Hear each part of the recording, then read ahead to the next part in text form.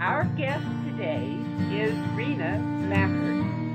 Rena is an activist speaking out to save women from a history like hers. Rena, tell us a little about your history. Thank you, Rebecca, and I'm really happy to be here today. My history begins back with the inception of modern-day polygamy. My fourth great-grandfather was one of the first converts to the Mormon religion, and he was also on the first High Council that voted and it approved polygamy as a tenet of their faith. I've spent years doing research as to why certain things in my life have played out to be a fact. And what I am going to talk to you about today is what is commonly used with psychotherapy. It's called the power and control wheel. After leaving polygamy and trying to muddle my way through, I came across a therapist that gave me an invaluable tool. And this is the key to how women are suppressed and abused by men out in the real world.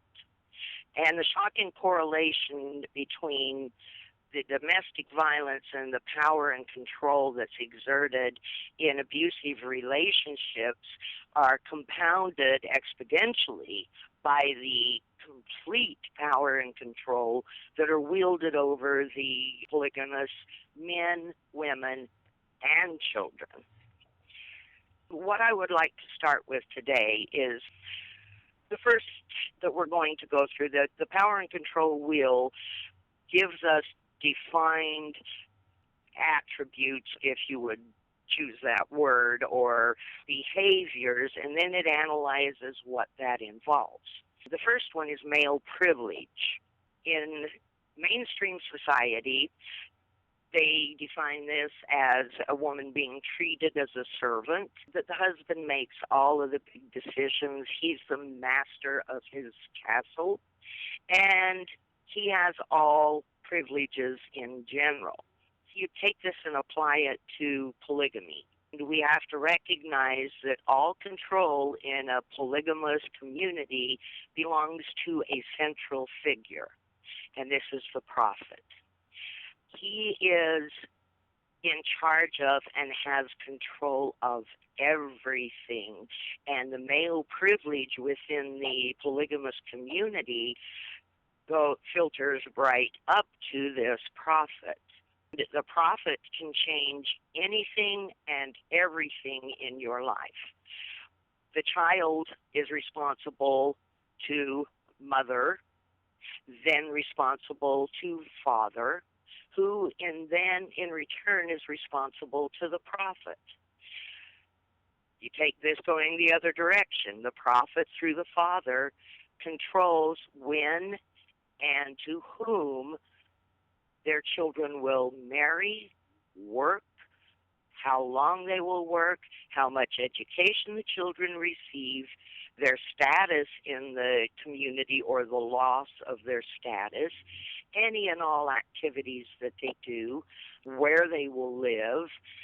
And in a polygamous cult, the prophet can take a child's father or mother away and reassign him or her to new parents.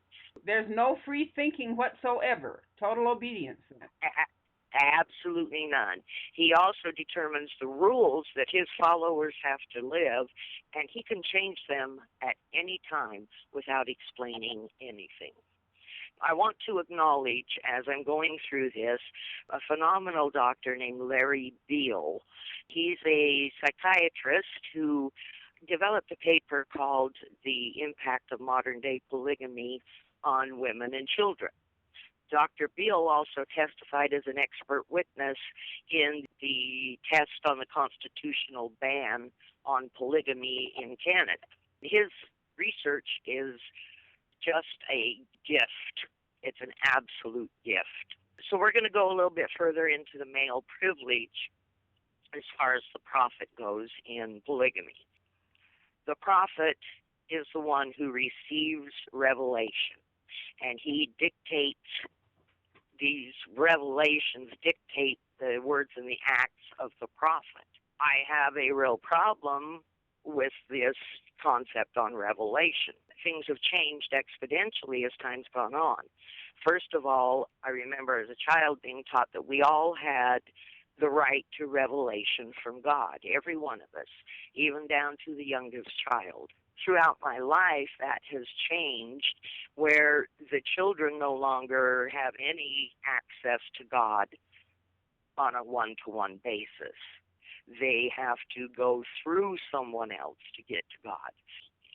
We were taught to worship the prophet as though he was God. No matter what he instructs you to do, you should obey without question. Even if it's unreasonable, you have to follow the thought process that this came from God. He even cites the case of Abraham and his son Isaac in the Old Testament. And this is used in the polygamous groups to show that the father has to be willing to do whatever the prophet says. If we remember, Isaac was told by God to sacrifice his son. He was willing to make that blood sacrifice because God told him to do it. Is this why so many men so easily throw out their sons, is in the case of the Lost Boys? I believe so. I believe so. It's a patriarch or the prophet dictates who a girl marries, the very small group of the young men who are allowed to stay.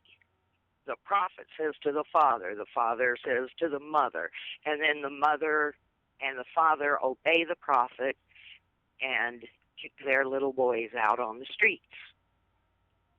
They obey the prophet and turn their 14-year-old little girls, dress them up in a wedding dress to go and be raped.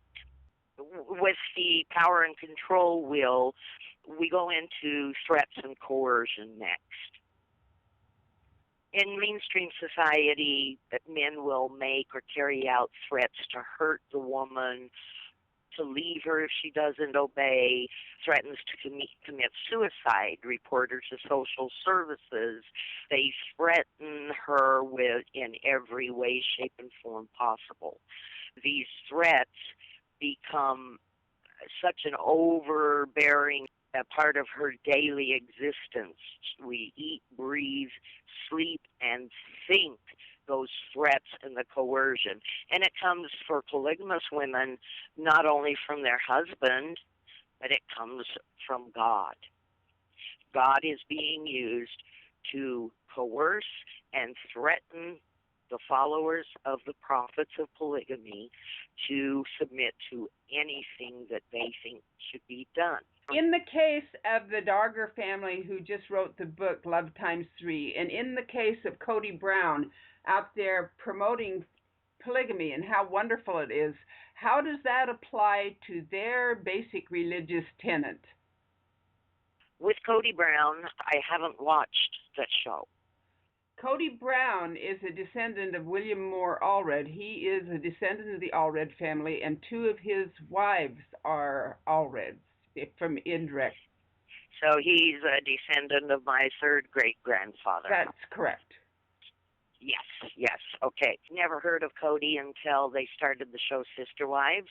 I don't watch it. I find it absolutely ridiculous. The point that I'm driving at is their basic theology of their religion the same as that which you are presenting to us as absolutely. They quoted that if they didn't live polygamy, the only consequences is they would not get to the highest degree of glory. However, that's right. Not what you're representing here, is it? No, it's not. No, it's not. If you do not live the way you're told, you are stripped of everything. And we'll get back to that in just a minute when we go through how children are used, again, in the power and control wheel. What I wanted to say also, that another thing on the threats and the coercion is that There is a Gestapo mentality within a polygamous cult.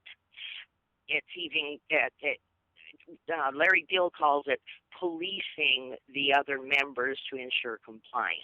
Everything that's done is done in secrecy to prevent outsiders from discovering the ways, and also it sets up a nice little dynamic to try to keep the other people from leaving.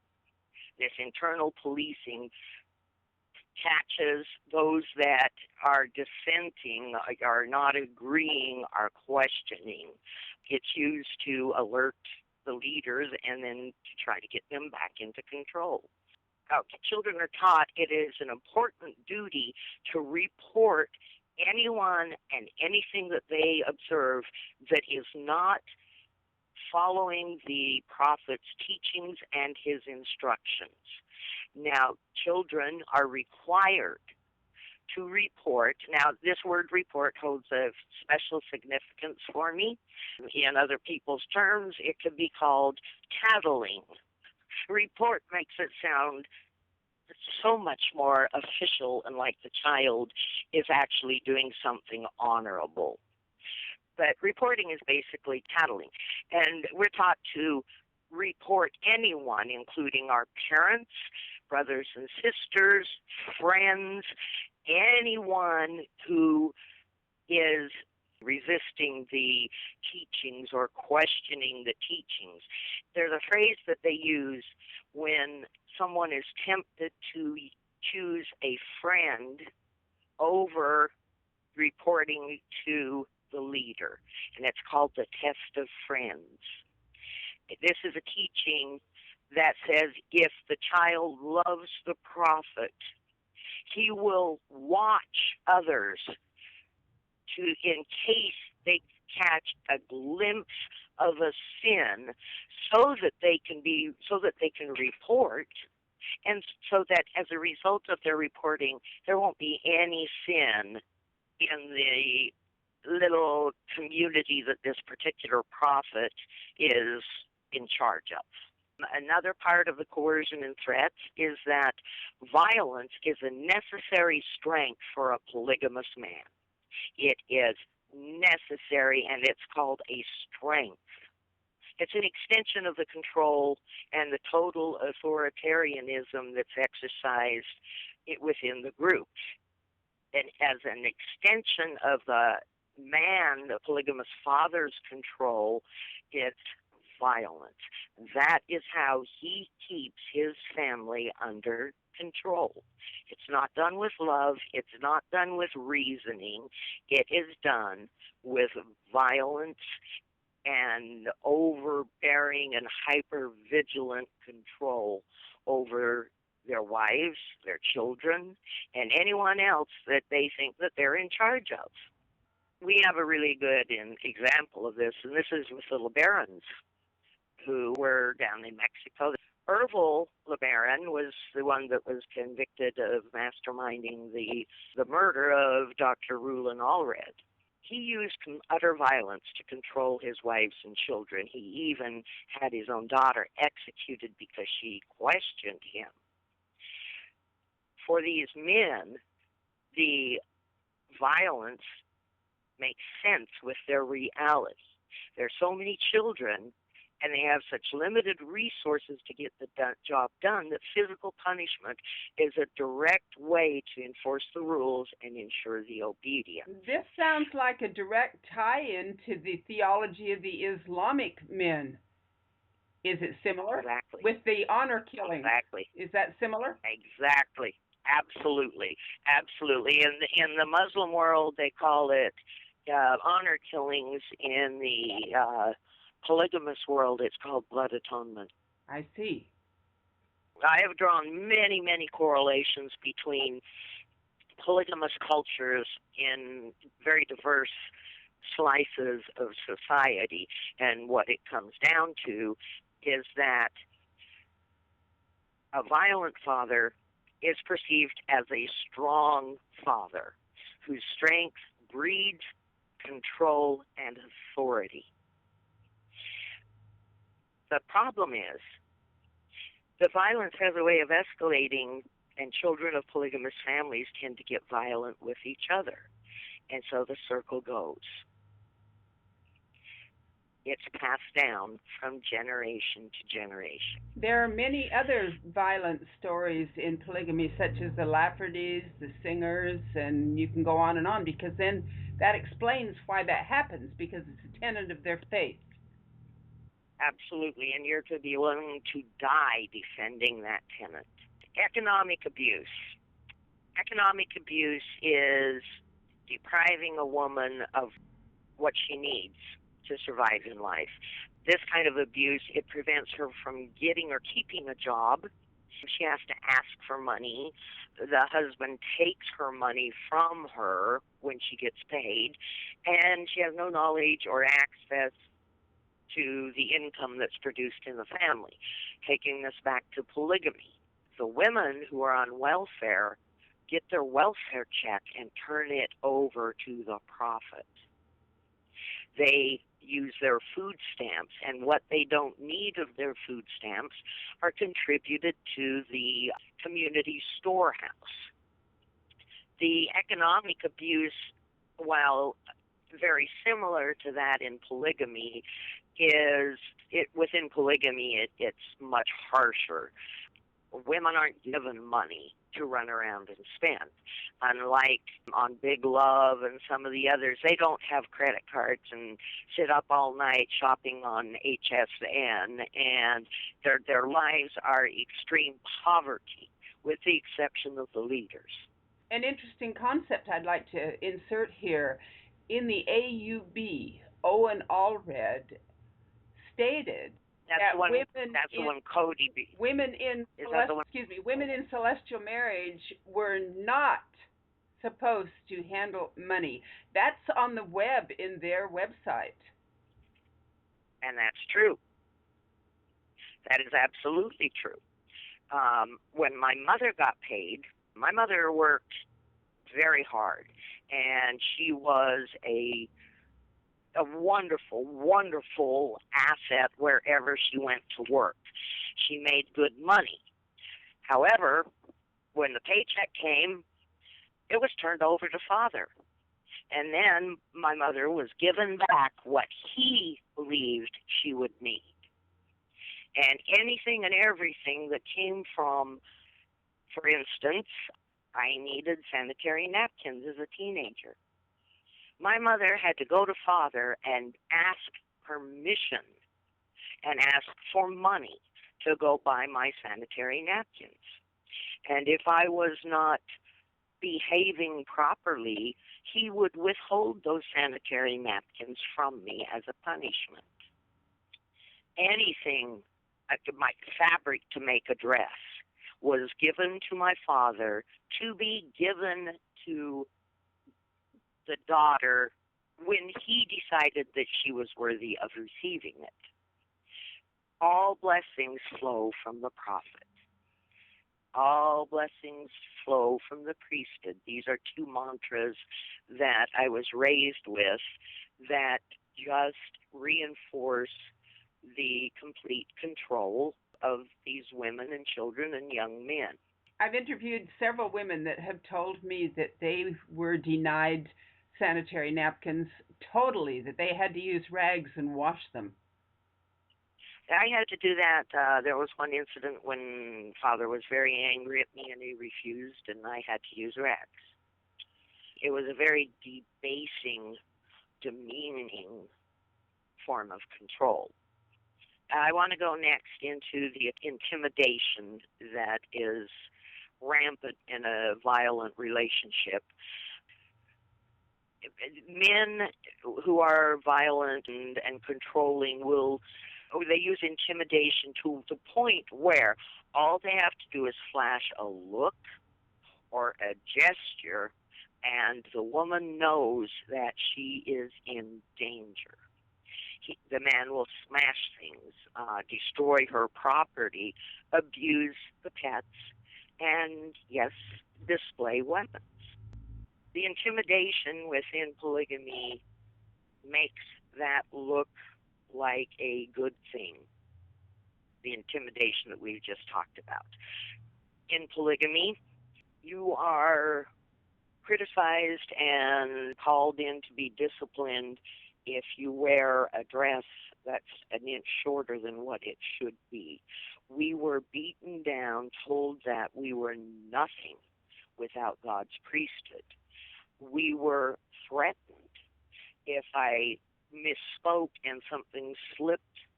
What I forgot to tell the appropriate lie at school to protect my father and his illegal lifestyle, it became a very horrific punishment session. We were beat with belts and a lot of times whatever else might be sitting around. I take this intimidation factor and I'd like to draw a correlation to a very, very abusive situation that I was involved in, where my husband almost killed me at the end of a 5-year relationship. Now, this man was not born and raised in polygamy. He was a man that I married that was out in the real world. He controlled everything I did by looks, his threats, his constant being involved in every tiny little aspect of what I did and said. And guess what? That's exactly how I lived when I was within the FLDS before I made my break. Why do you think that women coming out of such deplorable circumstances find someone very similar to where they came from? I know exactly why. We gravitate toward that which we are comfortable with. Now, I'm not saying that being beaten and intimidated and isolated and abused physically, emotionally, and sexually, that does a lot to a person. Familiarity, they're familiar with it, so I presume. Absolutely. Yes. As I went through, I left polygamy when I had been married once and I had 3 children. I gravitated toward men who are exactly like my father. Now, all young girls do this. And when their father was a healthy, loving father who protected and guarded the safety and the well-being of these children, then it's a beautiful thing that comes out of that. But for me, this intimidation was so overpowering, I naturally gravitated to men that were like my father. They controlled me the way my father did. They controlled me through this one man used my children, used every aspect of this power and control wheel to demean me and debase me to a point where I had no free will. I had no voice inside of me that could stand up and say, this is wrong. And why couldn't I do that? Because I never could do that growing up. So you're telling me that even though you leave the religion, you know you don't believe in it, your idea of what a man is still patterned after your father, so subconsciously you follow that which is familiar. Yes, very familiar, and it's been a pattern I have repeated over and over and over again since I left polygamy. You are not the only one. Have you known other women that have done this? Absolutely. It is the most common thing. This is not a phenomenon that's just with polygamous women. This is a phenomenon that occurs all around the world. Women, young girls growing up, their father is their hero. So no matter how evil their father may be, this is how a young woman develops the picture of who she is in a relationship with a man. when the father is healthy and has the appropriate boundaries, this young woman has a healthy basis to look for a partner in life. And those that come along that have all of these little boiling things that are boiling under the surface, the need to control, the need using violence to control, she will dismiss that and walk away. Why? Because it's not what she's comfortable with. Any woman, whether they're in the real world or inside of a cult, this plays a huge factor. After leaving polygamy, I was abused by every husband that I had. And the abuse escalated the older I got. It took me years to figure out that I was replacing my father with someone like him, someone who would use that authority to slam their fist on the table and tell me what I was supposed to be doing, because I was lost. Not only in their opinion, looking at me, but in my soul. I was lost, and I had no clue why I got where I got to be, and I had no clue how to get out of it, or even that it was wrong or damaging, because the knot in the pit of my stomach that would happen when I met a man, my gosh, I thought that was love. That was the same feeling that I had when my father was around. That knot in the pit of my stomach that nauseated me, that controlled me. And I thought that was love. And so my relationships, once I left polygamy, grew progressively worse, progressively more violent and more controlling, and to the point where my third husband almost killed me. I thought that I deserved it because I was doing something that did not suit him. So I had to change. It was my fault that he beat me. Drinking was a big part of that relationship. I spent 2 years not drinking a drop, thinking that I could control the abuse. Well, if we're both drunk and he beats the ever-living crap out of me, then my logic was, if I stay sober, then he won't beat me because I can talk him out of it. Oh, my, how powerful I thought I was when I was at the weakest place that a person could be. I was beaten severely. He used my children to keep me in line. It was my fault. It was my fault. Let me intervene here.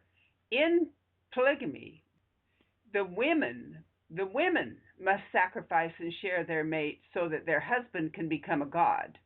The women must get along and stay in plural marriage and put up with whatever's dished out so that the husband can become a god. Therefore, the women are responsible for his salvation. The women are responsible. It's riding on their back. The family's going to go to hell if they don't sacrifice. So you're taught from the very beginning that whatever goes wrong is your fault. Yes, and we have to sacrifice. We continually have to sacrifice. The women in polygamy are responsible for any misdeeds, misstep, tiny little mistake that their child may make. Well, I've had women tell me that if something is wrong with the child, if the child is sick or absolutely anything, it's the mother's fault. Yes. I have personal knowledge of a young woman who gave birth to, she had 4 girls and 1 son.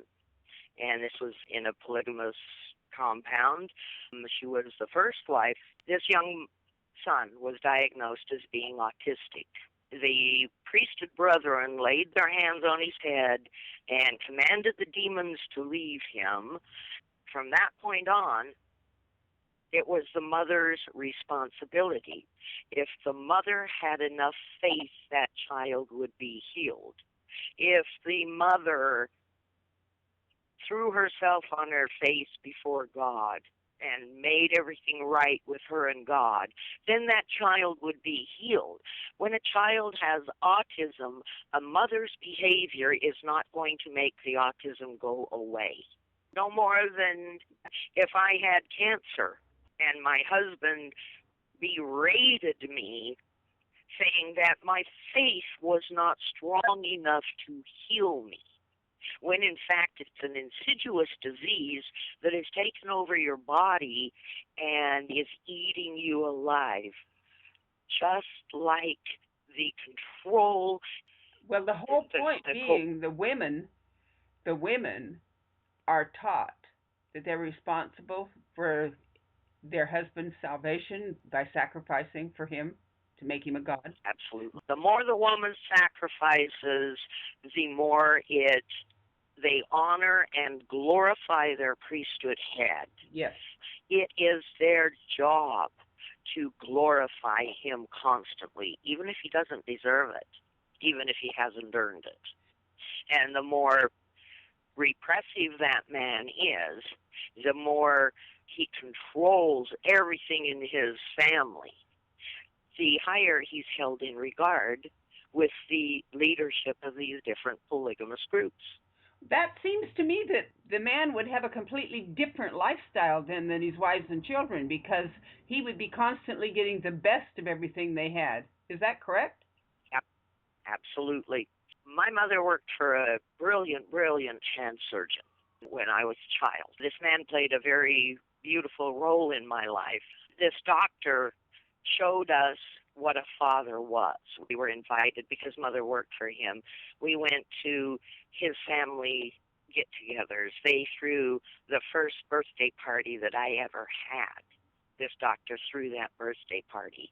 He showed me what a father should be, and that the father's happiness and his place in life was not determined by the lies and the deceit that his children were able to keep up, the phony picture of all things good. This doctor showed me more love, just unconditional love than my own family did. Would you say that it's a tradition in fundamentalist polygamy to put on a pretense of all things good before the outside world, before the people? Oh, absolutely, absolutely. I remember when we had to hide it when we were children, because if one of the kids slipped and Daddy went to prison for breaking the law again, then it was the child's fault. You're not the first one that's told me that. I remember as a young child, I was born right after the 1953 raid in Short Creek. My mother was pregnant with me. I can remember my younger brother is 2 years younger than me. I can remember running when there was a town cop down in Short Creek, and his name was Alfonso, and he was not of the religion. Whenever we saw his car coming down the street, we had to hide the proof that Father was still breaking the law. It was our job. And the failure on our part could send Father to prison. How preposterous that the man would put his freedom from prison squarely on the shoulders of his children rather than taking responsibility for his own actions. Many women have told me and that. They groom the children. And when I started high school, it was the first time that I went to school with my true family last name of Mackert. We were known to be polygamists. Everyone was kind of hands-off with us. There was a definite line that was drawn in the sand. The brothers and sisters from there were maybe 4 polygamous families at the high school that I went to. One of them were the Jeffs families, one was the Mackert family. But within the public high school, all the children of polygamy that went to school there reported to their fathers what the other polygamous kids were doing if the other polygamous kids were not doing what they were supposed to be. So not only did we have it within our own family, but the other families within the FLDS that I grew up with, if they saw me, and this happened more than once, if they saw me laughing and joking and walking down the hall with a Gentile boy, it wasn't just my father who got oh, you won't believe what Rowena did today, you won't believe what Rena did. Not only was it from my own siblings, but then it went to other men, other priesthood holders in the FLDS, who then went to my father, reinforcing once again, several times, that I had indeed broken the rules. So it wasn't just my own family then. It was every polygamous child that I came into contact with. Wasn't your father the poster child on the front of, was it Life magazine back in 53? Yeah, I believe it was the September 14th of 1953 issue. And what's poster child because he was actually showing the American public how wonderful polygamy was? Absolutely. Father was a handsome, charismatic, successful man before he joined polygamy. He was a boxer. He boxed when he was in the Army. He played semi-pro football. He was a paratrooper that broke his back when the chute didn't open. My father was a man's man. Tell me how wonderful polygamy was when you grew up. Oh boy, oh boy. Now, I'm back to being the poster child. Father and his family were on the cover, not on the cover, but featured in Life magazine.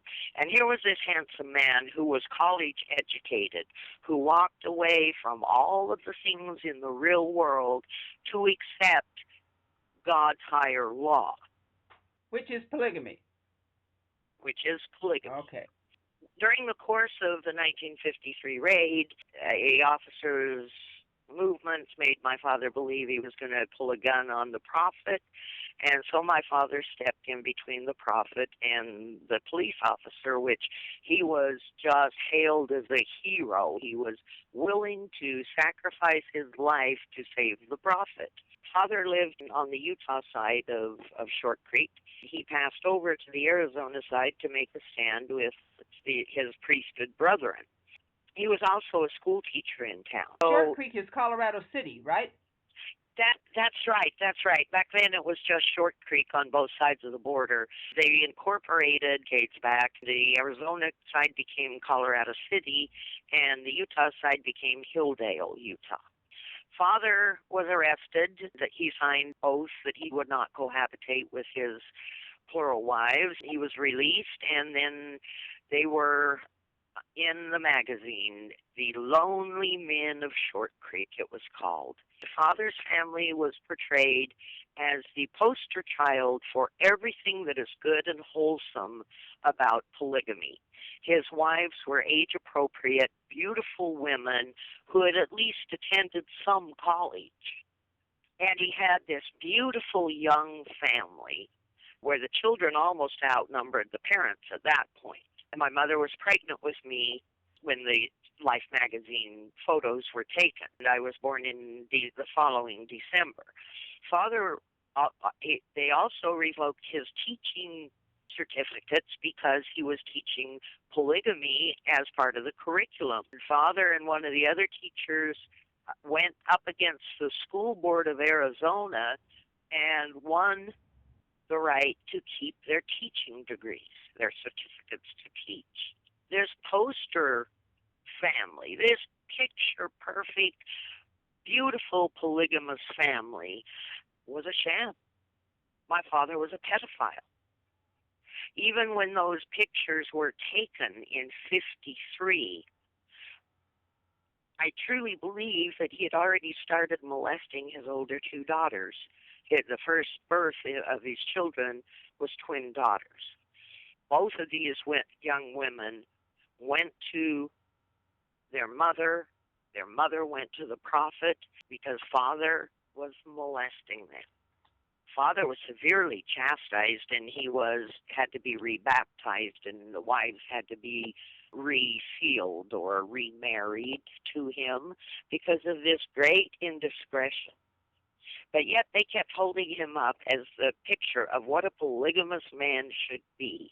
Did he Gosh, stop? what does that tell us? Did he stop molesting his children? Absolutely not. It got worse and worse and worse as time went by.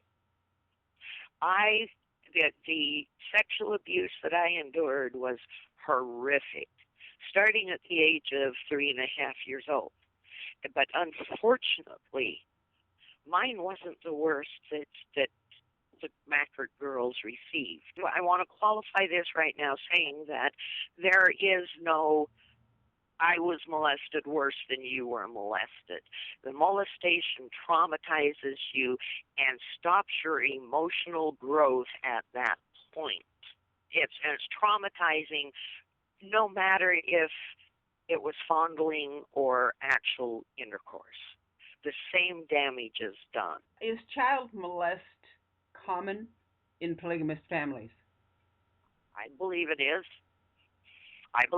My father had a little ritual of taking his daughters out to dinner when they were 16 and preparing them for marriage, which meant to have his daughters stripped down, and he would teach them show them how their body is going to react to a man when they're married. I have heard rumors. I am going to, because I don't have any actual proof of it, but I have read stuff from the journals of Warren Jeffs when he was on the run, and then at one point it says in there that the young woman would come to him for instruction on marital going on between husband and wife before they were married off to another man. I believe that goes on in polygamy. I've been told that the foundation for that, the religious foundation for that, is that Mary, the mother of Christ, was pregnant by God before she married Joseph. And so these men that believe they hold the power of God's mouthpiece on earth justify that as a religious right. Now, I don't know how many of them actually do, because I've been told that that was a holy secret. Have you heard that? Yes, I have. Yes,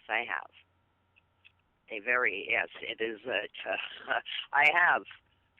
I've heard Warren Jeffs did it. I've heard, it just is, the behavior of these men who are supposed to be prophets and caring for their flock and helping them navigate through life in a honorable way.